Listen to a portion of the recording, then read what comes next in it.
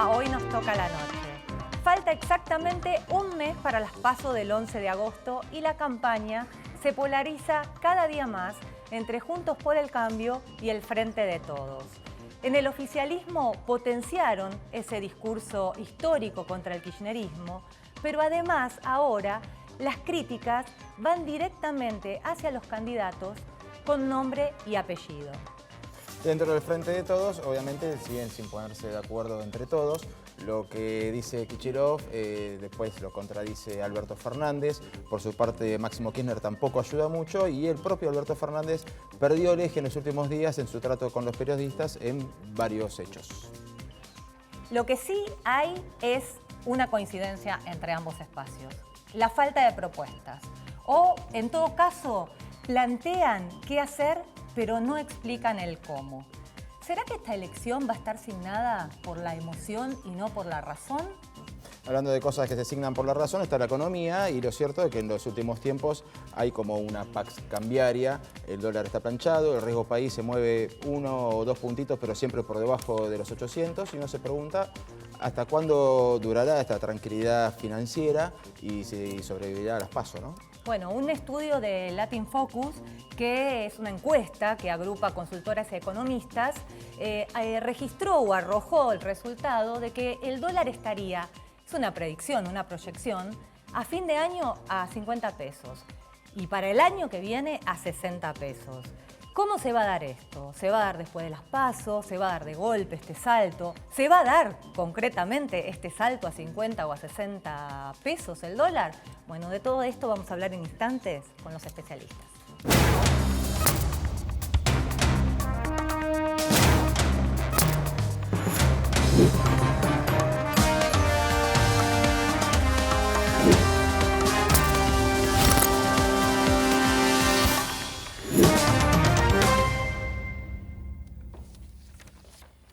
Y aquí estamos con todo el equipo. Laura García, nuestra especialista en economía. Buenas noches, Laura. Hola. ¿Cómo estás?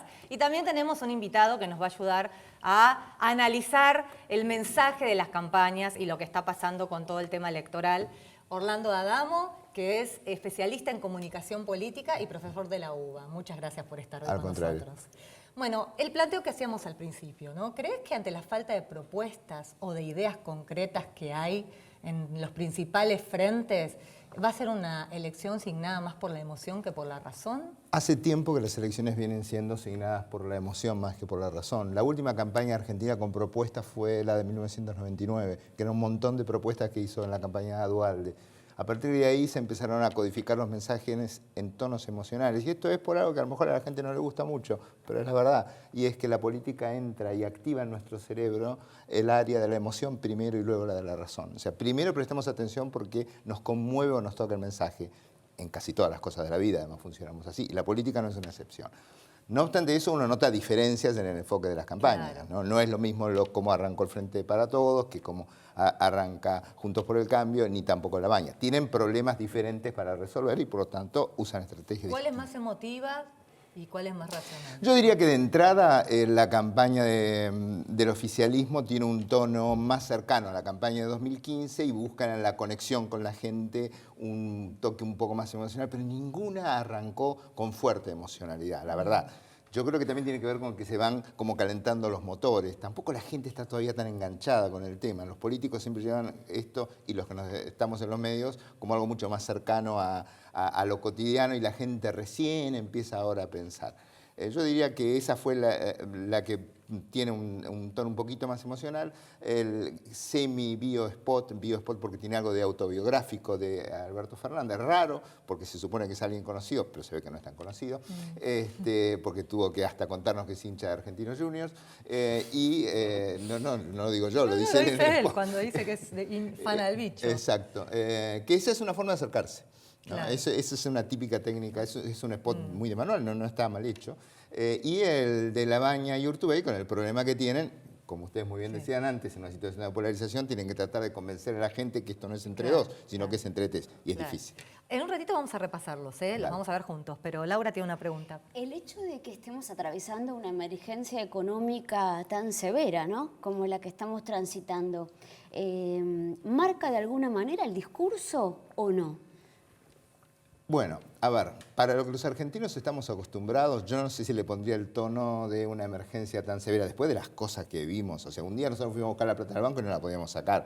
O sea, somos una sociedad acostumbrada a cosas que en otros lugares, la mitad de esas cosas ya serían una tragedia. Yo estuve en España en la época de la crisis 2008-2009 y se les había venido el fin del mundo y para nosotros era como una gripe un poquito fuerte, no era algo tan grave. Entonces, pero sí es cierto que lo económico, sobre todo desde el Frente para Todos, va a ser el eje que ellos van a tratar de imponer. Uno tiene que pensar que en las campañas uno trata de imponerle la agenda al otro. Es decir, yo quiero que esta campaña sea sobre la alta inflación, el desempleo y la recesión. Yo quiero que esta campaña sea sobre todas las obras que hice, que no se habían hecho nunca en los últimos 20 años, sobre toda la corrupción que hubo antes y sobre cambiar de una vez por todas esta tendencia que tenemos a repetir al peronismo casi siempre en las elecciones. Y está el tercero pobre que trata de decir, no elijamos ninguna de las dos cosas, elijamos la tercera. Pero va a depender mucho de quién maneje la agenda de la campaña, si va a primar lo económico o no. Ahora, hay una realidad. En ningún lugar del mundo, en el contexto de una crisis económica, le ha resultado fácil al oficialismo reelegirse.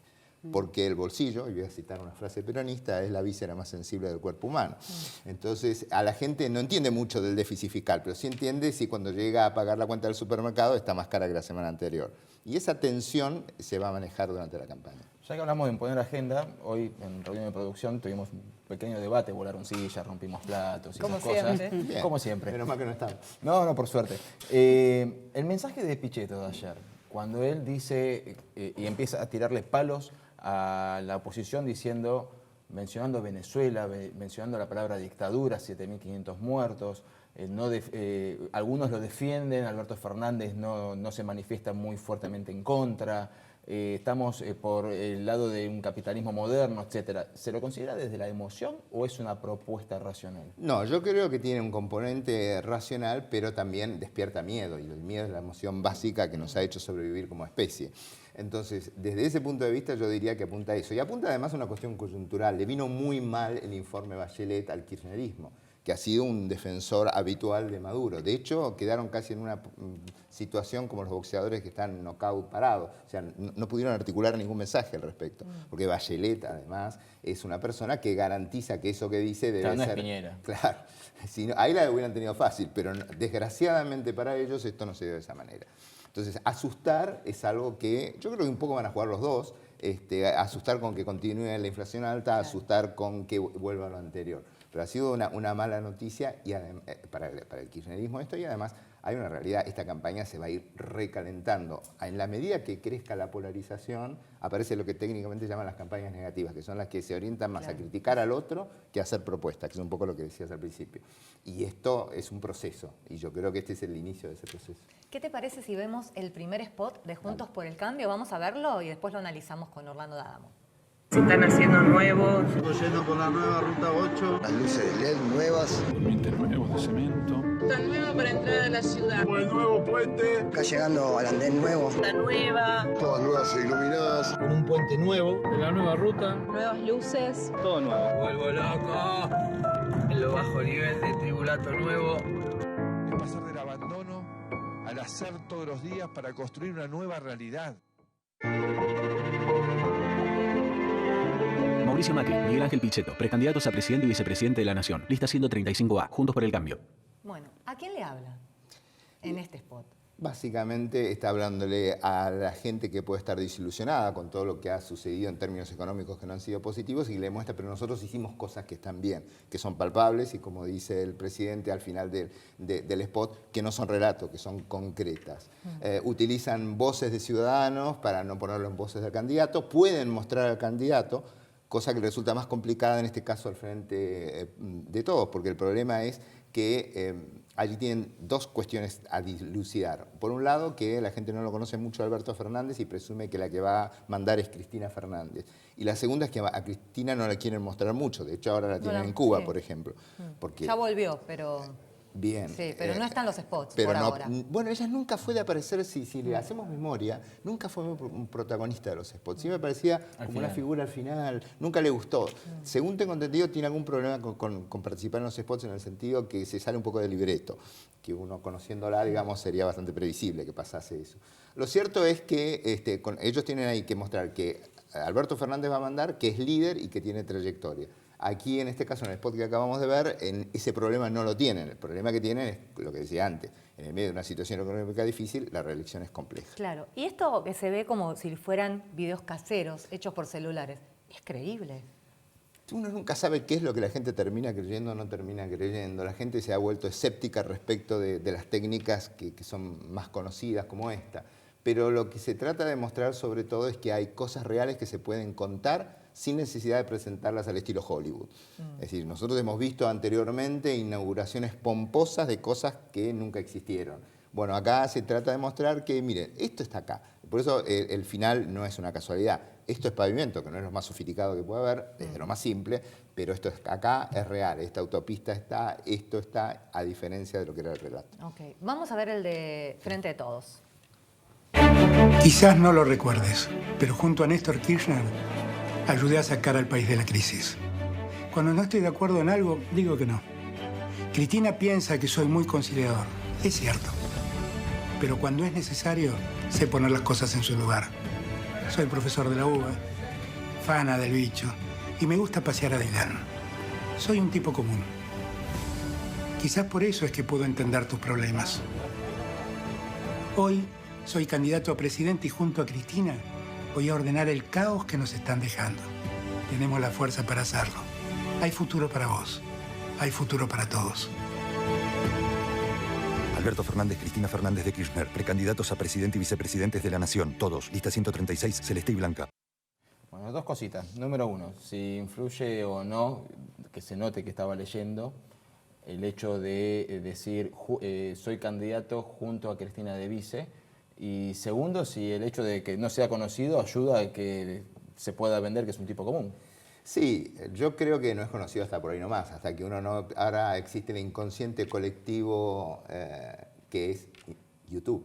O sea, todo lo que antes se postulaba que en algún lugar está, ahora el lugar existe. Uno lo pone en internet y lo encuentra. O sea, que cualquiera que lo quiera buscar lo va a encontrar. Yo creo que lo ayuda un poco como para permitirse ese lujo de decir, no saben bien quién es ahora alguien que fue jefe de gabinete. Tampoco sé si es la más feliz de las frases, es decir, no sé si se acuerdan. Es cierto, los más jóvenes no tienen por qué hacerlo. Yo creo que lo que buscó es cercanía con lo del perro, con lo de hincha del bicho, profesor de la UBA, y soy un tipo común. Claramente trata de hacer el contraste con el presidente, que por su extracción socioeconómica no es una persona común. A mí no es un spot que me termina de convencer. Trata de buscar la cercanía emocional con 2 o 3 toques, pero me parece que yendo específicamente a un aspecto importante que señalaba tu pregunta, se nota mucho que lee y eso en un spot es malísimo. Sí, además, como vos decís, cuando se apela a lo emocional, los recursos que se utilizan muy banales, muy básicos, como lo del perro y demás. Pero en fin, a mí lo que me llamó la atención y en lo que yo reparé es en esto de voy a ordenar el caos que nos dejaron. Y pensaba, discursivamente es el discurso macrista, el reverso. Ahora, ¿no? El kirchnerismo se queja de la herencia que va a recibir y de la que va a tener que ocuparse. Bueno, yo creo que es también parte del inicio de la campaña negativa que ellos van a tratar de hacer. Esto va a ser, en algún momento se va a poner tenso. En general, cuando hay polarización, esto no es un fenómeno argentino. En todo el mundo los cañonazos son fuertes. Yo creo que ellos van a tratar de demostrar que esto es todo un caos y que ellos son los únicos que lo pueden poner en orden. Igual no tienen el discurso unificado, ¿no? Bueno, eso les está, claro. Eso que ustedes decían al principio. Sí. La verdad que están cometiendo algunos errores de campaña. Hay uno que no es un spot, que se llama técnicamente video de campaña, que es el de Kicillof comprando naranjas. A ver, lo hemos analizado. no tengo mucho más que decirles, pero la verdad parece raro que en las campañas tan profesionales, cuando hay presupuesto para hacerlas, se olviden de que se vea un auto que tiene multas, que se confundan la naranja con la mandarina. Son errores que uno dice, a ver, si son los chicos míos de la facultad haciendo una campaña, la hacen mejor. Vamos a ver también el de la tercera vía, porque ¿no? Existe difícil todavía. Sí. Dejaste de encender la luz. Dejaste de prender la estufa. Dejaste de asombrarte. Dejaste la esperanza y te robaron tus sueños. ¿Lo vas a dejar volver? ¿Lo vas a dejar seguir? Elegir entre el miedo y el dolor no es alternativa. Solo vos podés terminar con esto. Y solo se puede hacer con consenso, no con odio. Podés tener una vida mejor. Depende de vos. Roberto Labaña, precandidato a presidente. Juan Manuel Urtubey, precandidato a vicepresidente de la Nación. Lista 137A, Consenso Federal. Bueno, es un discurso ante grieta, ¿no? Sí, no tienen otra, porque la existencia de la grieta los obliga a tratar de cerrar la grieta y demostrar que hay una tercera alternativa.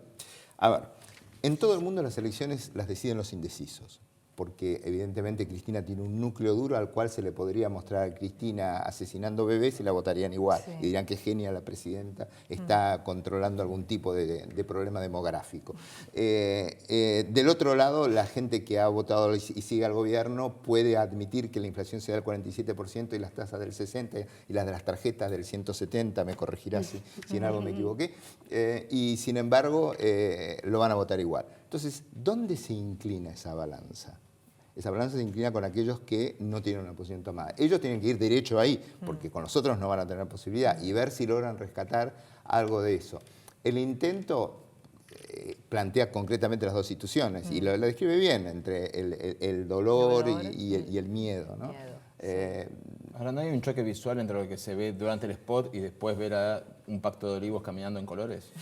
Sí, a ver.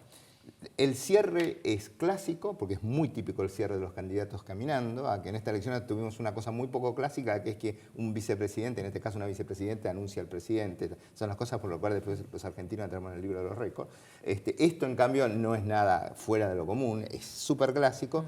Ahora, el problema es que no cuaja mucho con lo que venían mostrando. Ahora, tampoco, vamos a ser justos, no la tienen fácil, la tienen muy difícil. Vamos a ver el último, que es el de la izquierda.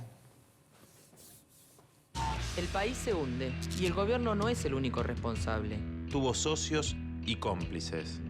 Ahora algunos se pasan al oficialismo y otros a la oposición, pero todos piensan seguir las mismas órdenes. Muchas gracias. Nosotros estamos siempre del mismo lado. Junto a los trabajadores, las mujeres y la juventud. De Caña presidente, del PLA, vice, lista 133 unidad, Frente Izquierda Unidad. Discurso suena medio anacrónico, ¿no? A ver, ellos tienen un Como problema. el mismo de siempre, contra el FMI desde hace 40 años, aunque cambie el mundo. Para ellos no cambió el mundo, ese es el tema. Lo que pasa es lo siguiente, uno tiene que reconocer algo, yo siempre lo digo, porque creo que se lo merecen. Ellos sí que son coherentes, porque siempre dicen lo mismo. O sea, uno nunca lo va a encontrar diciendo que una vez dijeron que estaban de acuerdo con una cosa y después con otra. Ahora, el problema es que ese discurso que ellos tienen solamente habla con su núcleo duro. Ahí hicieron un pequeño guiño, porque nadie en esta campaña todavía se ha adueñado del pañuelo verde, buscando a un cierto segmento movilizado en su momento cuando se trató la votación de la interrupción voluntaria del embarazo. Y pusieron una mujer y son dos personas jóvenes, que ese es un cambio respecto a los habituales eternos líderes de la izquierda. Uno lo vimos en los medios con algún problemita en este tiempo. Más allá de eso, ellos siempre repiten la misma estrategia, siempre hablan con los mismos, siempre sacan más o menos los mismos votos, pero esta vez daría la sensación que van a sacar menos. O sea, sería por la polarización. Sí, por la polarización. De todos los que viste, ¿cuál te pareció el más transgresor y el menos conservador? No, yo creo que son todos muy predecibles. Acá no hubo ninguno transgresor. Yo creo que la munición de la transgresión la están guardando. Sería lo que yo aconsejaría, por otra parte. El espacio donde aparece la transgresión es en las redes sociales, que es el otro gran protagonista de esta campaña. Claro. Que está fuera de la ley, encima. Que no tiene ningún tipo de regulación, que te lo ponen a hacer hasta el día de la elección. Ahí es donde aparecen muchas transgresiones, donde hay fuerte campaña negativa, una enorme creatividad en algunas de las cosas. Cuando decís campaña negativa, ¿a qué te referís? Aquella campaña. Porque no es campaña sucia. No es mentira. No. A ver, en la campaña negativa puede existir la campaña sucia, sí, puede existir también mentir. Claro. Pero a veces no es mentir, es la mejor de las mentiras, la que todos conocemos. Decir la verdad a medias. ¿No? Contar una cosa que es en parte cierta y darle una vuelta, tergiversándola para que signifique otra. Pero, por ejemplo, campaña negativa técnicamente decimos que es cuando uno, más que hacer propuestas, habla de lo malo que es el otro. Si el 60% de la campaña está orientada a eso, decimos que esta campaña ha sido básicamente una campaña negativa. Están dadas las condiciones, no siempre sucede, pero están dadas las condiciones en una situación de alta polarización para que nos encontremos con un cuadro de situación de este tipo. Porque esto es como una segunda gran vuelta que se está adelantando. Claro. Y en la segunda vuelta generalmente es muy fuerte, porque es uno u otro. No se puede jugar con otro tipo de jugadores del planteo electoral. Entonces, Yo creo que la transgresión la han guardado para las redes sociales, donde no hay ningún tipo de control, donde la creatividad es más grande y donde además a veces no se sabe cuál es oficial y no es oficial. Claro. Y hay muchas que son oficiales, de los dos lados. Bueno, o sea que vamos a tener una campaña violenta a futuro. Vamos a tener una campaña para entretenernos como pocas. Ok. Muchas gracias, Al contrario, Orlando, por por favor, estar un con gusto. nosotros. Gracias. Nos vamos a un Ustedes. corte y enseguida volvemos en Hoy Nos Toca la Noche.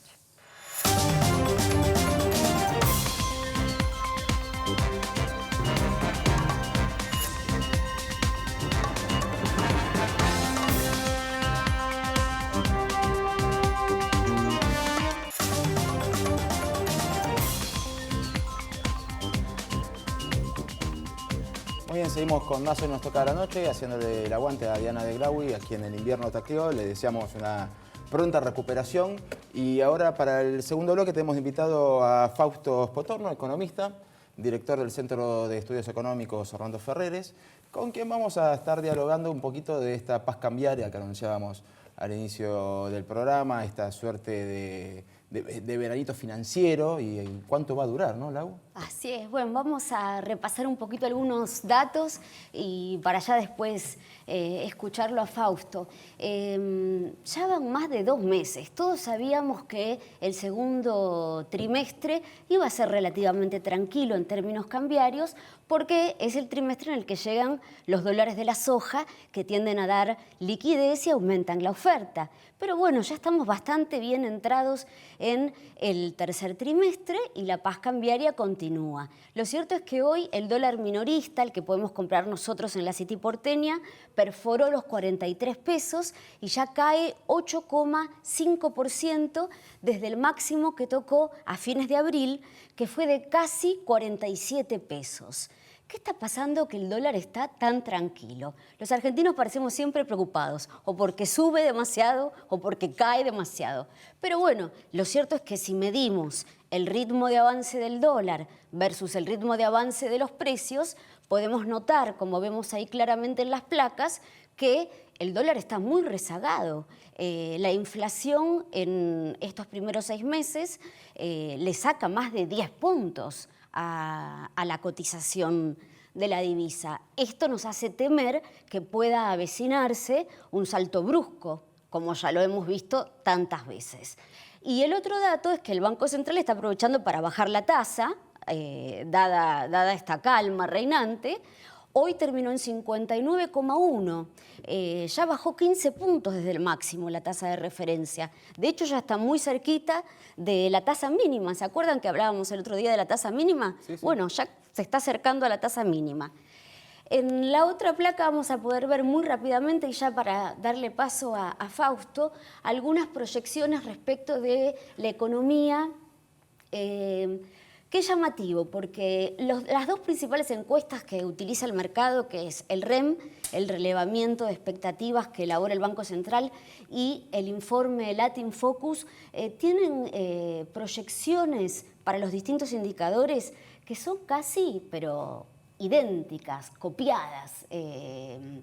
Y acá las tenemos, 40% de inflación punta a punta para este año, 27% para el que viene, una contracción de 1,4 para este año, pero una recuperación de 2,2 para el que viene, y un dólar que va a terminar más o menos a 50 pesos el 2019 y a unos 60, 61 el año que viene. Baratito. Mi pregunta, Fausto, es... porque todas estas proyecciones así tan prolijas, pareciera que todos saben lo que va a pasar. Sí. Por supuesto que son escenarios que tienen incorporados un montón de supuestos y después la realidad dirá.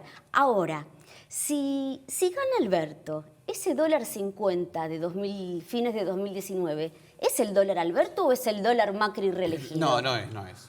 A ver, en general, además está bueno para contar una cosa de cómo se hacen las proyecciones de los economistas. En general, cuando nos preguntan por las proyecciones, siempre usamos el escenario que uno cree más probable. Pero si vos ves un informe de proyecciones que, por ejemplo, recibe un cliente nuestro, no es así tan limpio. En general tiene varios escenarios, con probabilidades para cada escenario, muchas más variables, mucho más explicado. Es otra cosa lo que se recibe. Lo que pasa es que generalmente en los medios, en el REM, en el consensus, se manda el escenario que uno cree más probable, ¿no? Este escenario que vos estás mostrando acá, que es el que yo considero también más probable, es un escenario que tiene para nosotros una probabilidad del 60%. Eso significa que tenemos 40% de probabilidad de otros escenarios. No es tan alta, ¿o me equivoco? No es tan alta. No es tan alta. Y si vos ves, por ejemplo, UBS, el banco suizo, sacó hace poquito un informe que le aplicaba a este escenario 65%. O sea que estamos todos ahí. Pero el 40 es, perdón, el 40 ¿cuánto es el dólar? El 40 está mucho más alto el dólar. O sea, el 40, este es el escenario con reelección de Macri. Sí, exactamente. ¿Y el escenario del dólar, Alberto, cuánto da? No, te da mucho más alto y además... Ni lo querés decir. No, es que no me acuerdo bien cuando estaba dando, pero estaba dando más casi 60, te diría, para fin de año. Para fin de este Ahora, año. cuando uno ve, los que no somos economistas, tendemos a preguntarnos por qué el dólar siempre queda rezagado. ¿Por qué cuando se estabiliza, viene y te dice, mira, vos estabas nervioso porque el dólar subía, ahora tenés que estar nervioso porque está tranquilo, porque tienen que volver a subir? Sí. ¿Por qué siempre el dólar tiene que subir en Argentina? A ver, en realidad uno lo que espera es que el dólar siga más o menos en la inflación, ¿no? En principio. A ver... Pero no es un círculo vicioso, el dólar sube, arrastra la inflación. No, a ver, porque vamos a decirlo de esta manera. Lo que tenemos es, el dólar es un producto como cualquier otro, como el teléfono, como el pan, como la leche, como cualquier otro bien. O sea que si no hubiera una demanda o una oferta específica adicional del dólar, el dólar debería seguir a la inflación. Y lo posible la inflación en cero, si fuéramos serios en todo, ¿no? Lo que pasa es que Argentina es un país que, en principio, como ha tenido una historia inflacionaria muy alta, mantiene muchos ahorros en dólares. Además, por otra parte, el Estado argentino es un Estado que se ha endeudado muchísimo en dólares y el flujo de dólares financieros es muy grande y con un mercado financiero local muy pequeño. Con lo cual, los movimientos financieros internacionales hacia Argentina lo que te hacen es te bambolean mucho el mercado financiero local, ¿no? Porque básicamente, vos fíjate esto, cada vez que sacás el cepo, cada vez que vos ves que hay 20.000 millones de dólares de argentinos que ahorran en dólares, ¿está? Entonces, ya te das cuenta que ahí tenés 20.000 millones de dólares que todos los años están, o 20.000 millones de dólares que la gente está buscando para ahorrar. Entonces, necesitas 20.000 millones de dólares. ¿De dónde los sacás? ¿Del superávit comercial o de la entrada de capitales? Y en gran parte la entrada de capitales va a financiar el déficit fiscal. Eso hace que el mercado financiero argentino esté muy a la deriva dependiendo de lo que pasa con los mercados internacionales. Entonces, ¿qué pasa? Por ejemplo, el déficit fiscal aumenta, el gobierno sale a buscar más deuda, entran más dólares, el dólar se aprecia. El mercado internacional se asusta, saca los dólares, el dólar sube. Y por eso es tan volátil el mercado cambiario. A ver, eso es un problema estructural, no lo vas a resolver de un día para el otro. La mejor forma de resolverlo es eliminando la inflación y que la volatilidad sea mucho más chiquita. Porque si la inflación es 40% y no hubiera ningún efecto que te hiciera subir el dólar o bajar el dólar más allá de la inflación, entonces vos tendrías un dólar subiendo el 40%. Ahora, te entra, no sé, una salida de capitales, por ejemplo, tenés una salida de capitales y el dólar empieza a subir, en vez de subir 40, sube 60. Es un bombazo. No. O al revés. Los números son muy grandes en este tipo de escenarios. Bueno, ahora, con el dólar así, con todo lo que contaba Laura, hay como una suerte de veranito que se está viviendo, por lo menos el gobierno lo vive así, está más optimista, hay como una inyección al consumo, mejoraron las ventas de auto con el plan junio 0 kilómetro que se extendió a julio. ¿Es genuino esta mejora? ¿Es genuina o es ficticia y en algún momento se va a terminar? No, tiene los condimentos de las dos cosas. A ver, ¿por qué digo tiene dos condimentos? Por un lado tenés lo que decía Laura, tenés la entrada del agro, los dólares del agro, eso se acaban, en algún momento se acaban. Tenés la venta de dólares del Tesoro, 60 millones de dólares todos los días, que también hasta fin de año van a seguir, pero está presionando el dólar hacia la baja. Esa parte es media ficticia, te diría, ¿no? Pero después también tenés un cambio muy importante en los mercados financieros internacionales, que lo que está llevando es que ingresen fondos hacia los países emergentes.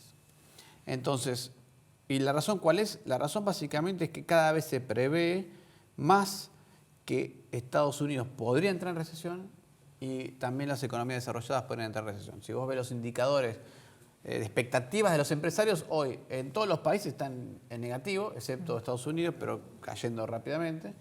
Y como consecuencia el mercado dice, bueno, si las economías desarrolladas van a entrar en recesión, va a haber baja de tasa de interés. La Reserva Federal va a bajar la tasa de interés, el Banco Central Europeo va a bajar la tasa de interés. Y eso nos conviene. Sí, pero si ellos van a bajar la tasa de interés, el mercado ya opera sobre las tasas de interés más largas, que no están definidas por el Banco Central, empiezan a bajar las tasas de interés. Hoy Alemania a 10 años te paga tasa negativa. Sí. Entonces, vos sos un inversor global y estás invertido en bonos alemanes, bonos americanos, el bono alemán te rinde negativo, el bono americano te rinde cada vez menos y empezás a mirar afuera a ver si Brasil, che, Bolsonaro, me gustó lo Bolsonaro, qué lindo, vamos a ver si le ponemos una fichita a Bolsonaro. Ves con buenos ojos Empezás a mirar cosas claras.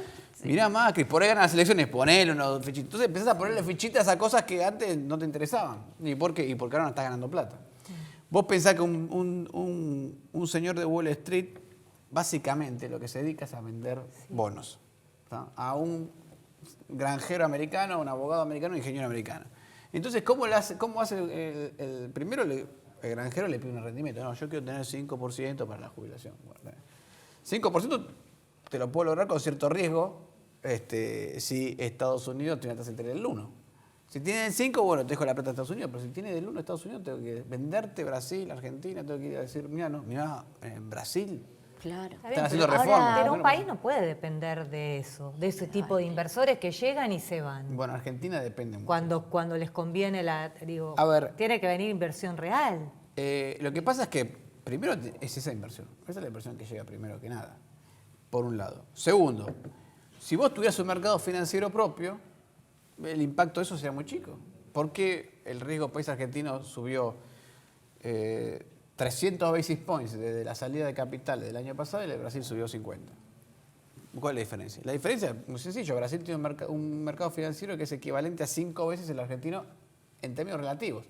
O sea, el crédito al sector privado en Brasil es 62% del PBI. El crédito privado al sector privado en Argentina es del 14% del PBI.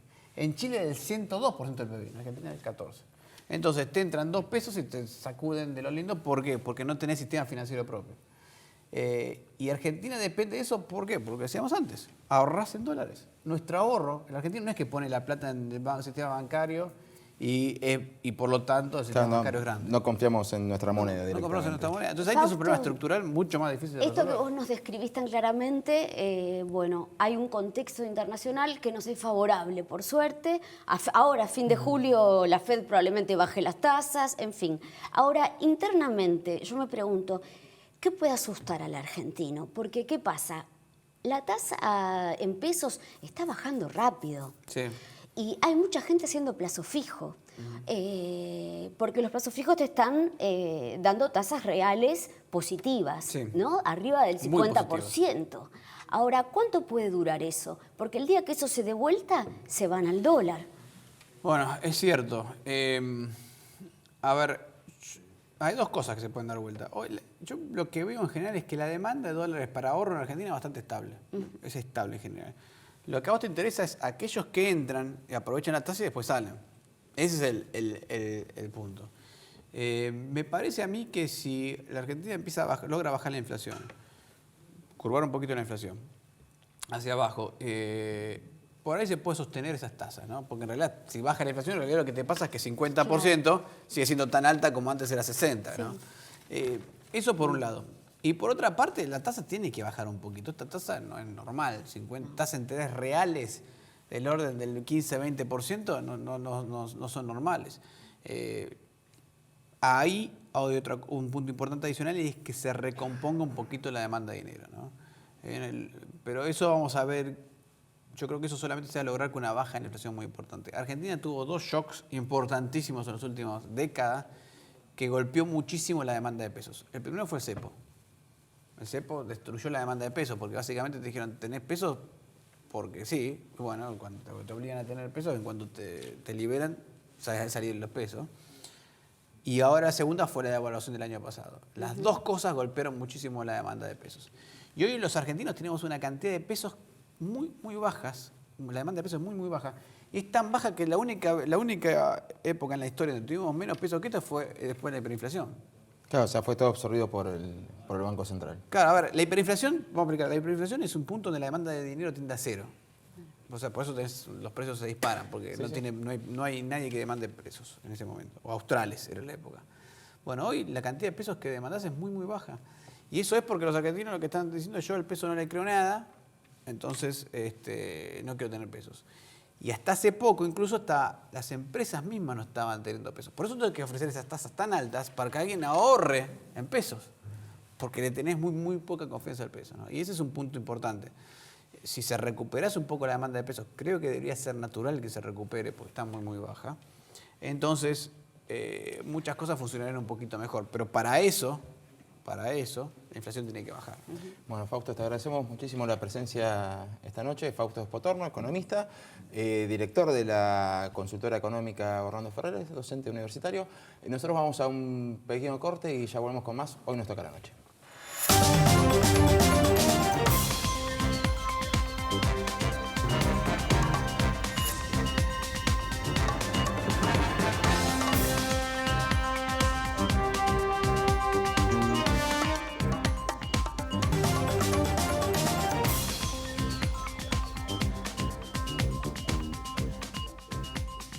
Seguimos en Hoy nos toca la noche y ahora vamos a hablar de los conflictos que hubo esta semana con los gremios. Los gremios se pelearon con todo el mundo, con empresarios, entre los mismos gremios. Y también hoy el presidente Mauricio Macri, en una entrevista que dio a la CNN, llamó patoteros a Moyano, al jefe de los pilotos aeronáuticos, a Viró, y también al jefe de los bancarios, a Palazzo. Pero ayer también hubo un caso más. Balazos, ¿no? hubo ayer. Hubo balazos ayer, que nos vas a contar el trasfondo, porque Macri no lo nombró, pero vos nos vas a contar el trasfondo. Sí, hubo una serie de un enfrentamiento a los tiros, hubo ayer en el mundo gremial de la carne. ¿Qué fue lo que pasó?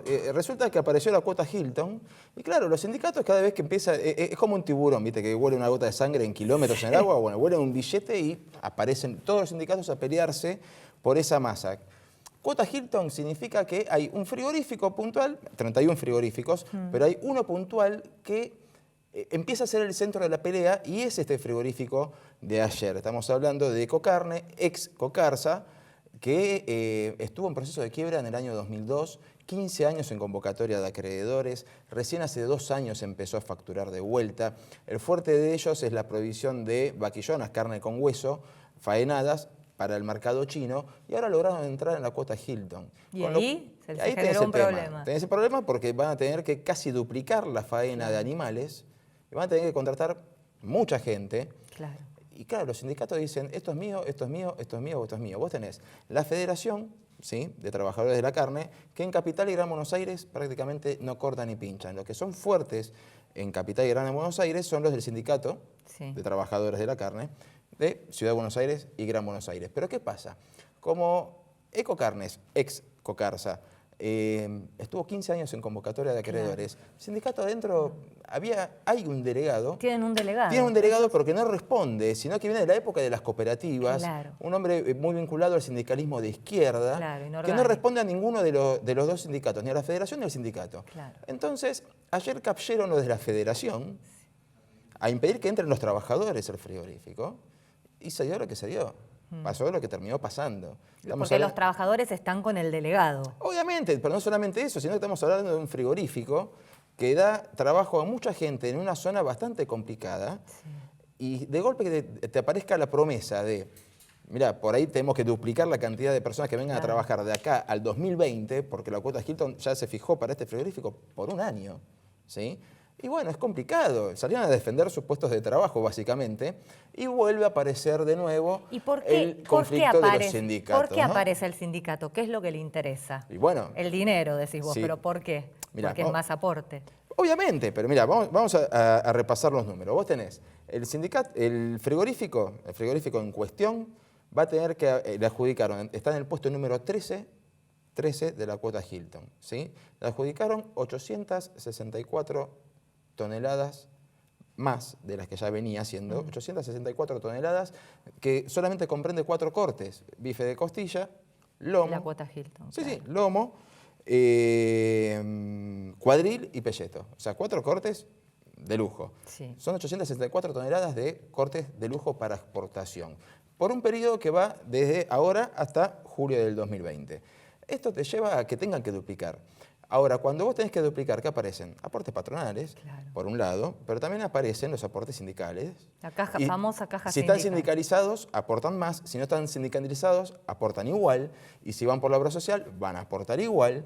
Entonces ahí es donde empieza el problema. Es el problema de siempre, ¿viste? Cuando Moyano cae en Carrefour y dice, mire, el camión tiene 4 ruedas y un volante, no me importa. Si es de comercio, es nuestro, ¿sí? Cuando vos ves que el negocio estimado para el frigorífico va a ser de 11 millones de dólares solamente para este año, ¿sabes lo lindo que sería caer, como sindicato, caer ahí y pedir la participación sindical de todos los trabajadores que tengas que contratar, lo que ya tenés contratados, y encima pedir una participación en las ganancias. Entonces te cae. ¿Y cuál es el gremio que te cae? ¿El sindicato? No, te cae la federación, que no maneja ninguno de los otros 30 frigoríficos adjudicados en la cuota Hilton. ¿Y esto cómo se va a solucionar?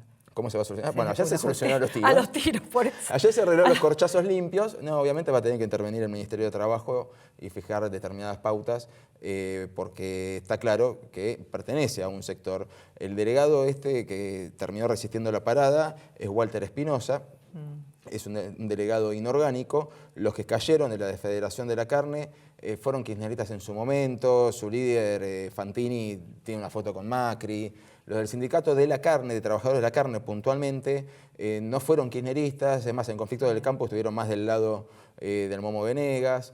Y en este caso puntual, están encuadrados dentro de lo que es trabajadores de la carne. Lo que pasa es que tenés 2 sindicatos y un inorgánico. Bueno, es que se da en muchas empresas que hay muchos delegados de la izquierda que se enfrentan, digamos, a los clásicos sindicatos. Obviamente. ¿No? Y acá, bueno, quizás el tema es que acá fue un sindicato que prácticamente no tiene representación en el conurbano a impedir el ingreso de trabajadores a un frigorífico para presionar, para extorsionar, básicamente, y los propios trabajadores salieron a bancar la parada. No, esperemos que no haya más tiros. No, le queda un lindo trabajo a la Secretaría de Trabajo, actual Secretaría de Trabajo, para resolver este problema. Bueno, ya nos contarás cómo sigue. Nosotros nos vamos a un corte y enseguida volvemos en Hoy Nos Toca la Noche.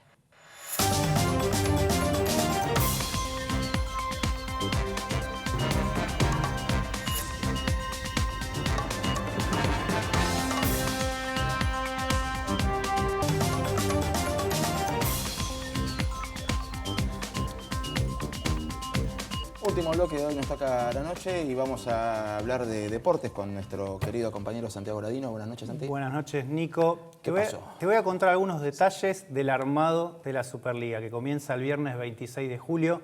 Ustedes seguramente van a creer que lo armaron así nomás.